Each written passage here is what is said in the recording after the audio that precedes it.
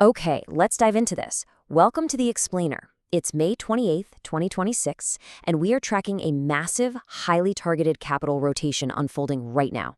Analysts are calling it the high alpha pivot. For weeks, the majors have just been stuck in this range-bound limbo, right? But as the dust finally settles from yesterday's extreme volatility, we're not just limping back toward that $85,000 month-end target. No, we are seeing the smart money aggressively move out of the majors and rotate directly into specialized AI infrastructure and high-yield DeFi protocols. So today, we're going to map exactly where that capital is flowing and, more importantly, why. But to figure out where we're going, we've got to look at what just happened. $230 million. That's the brutal, highly concentrated liquidation event that completely cleared out the excessive leverage yesterday. And honestly, that was just the sharpest edge of a much broader $820 million market-wide deleveraging event. It was a bloodbath for overextended retail traders for sure. But structurally speaking, it was exactly what this market needed. It acted like a giant reset button, flushing out all the speculative froth and setting the stage for the deeply strategic plays we're seeing today. Section 1. The Hormuz geopolitical floor. De-escalation removes the war risk premium. Now, to really grasp these micro-movements, we first need to look at the macro geopolitical floor that actually stopped the bleeding. And this brilliantly illustrates that shift. We aren't just guessing based on cable news headlines anymore. Prediction markets like Myriad and Polymarket are now showing a massive 82% confidence level that shipping traffic through the Strait of Hormuz has successfully returned to normal. We're talking above 15 ships daily. By turning geopolitical news into hard, actionable data, institutional allocators finally got the solid floor they needed to step back in. And you can see the immediate impact. That definitive de-escalation completely removed the final war risk premium from the market leader. With that macro fear fading, Bitcoin's baseline support held incredibly strong, surging right past $77,000 and testing ceilings near $78,000. It's a super clear signal. Once the threat of a broader conflict is off the table, the underlying institutional demand for these assets is still intensely robust. Section 2. The Great Market Shakeout, entering the post-liquidation quality phase. So the excessive leverage is officially flushed. The spray and pray speculation of the past week is totally gone, and we are officially entering a post-liquidation quality phase. Before the wipeout, things were artificially propped up by weak hands making wild directional bets. But post-liquidation, the whales didn't panic at all. Instead, they quietly stepped in and just started draining exchange supply right around the $74,700 mark, which is what we're calling the true market mean. They completely absorbed the panic selling, building a much more sustainable foundation for this ascent. Section 3. Rise of AI trading, entering the agent economy.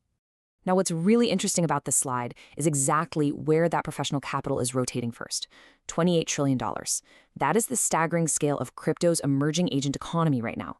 A massive, massive portion of on-chain volume isn't driven by humans clicking buttons anymore. It's machine speed bots. They're executing incredibly complex delta-neutral strategies across over 1,400 exchanges in literal milliseconds. And the entire industry is pivoting to arm these traders.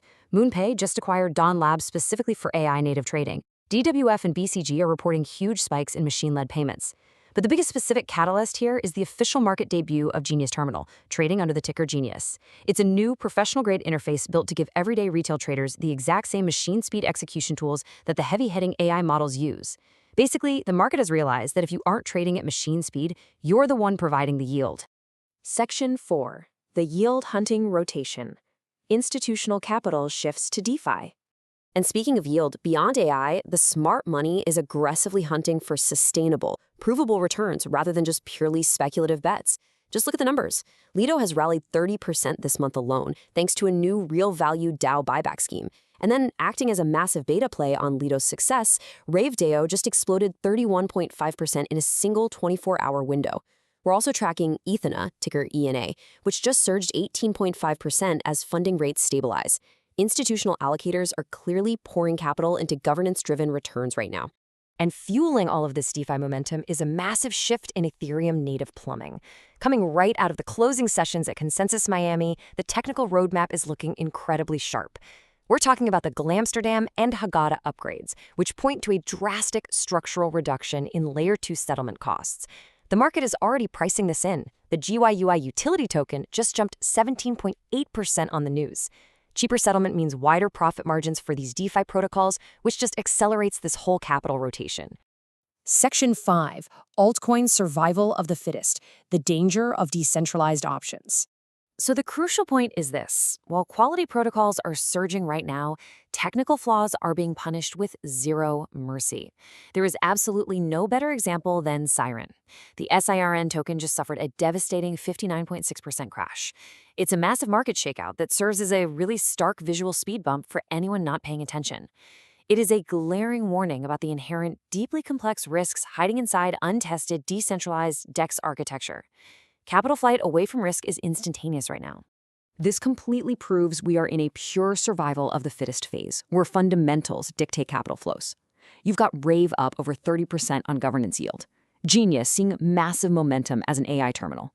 Meanwhile, retail alpha seekers are shifting to high-engagement social ecosystems, pushing the community-led Binance Life token up 23.1%. And then you have Siren losing more than half of its value overnight. The days of a rising tide lifting all boats are completely over. Section 6. Shattering the Fed's ceiling, the final macro hurdle.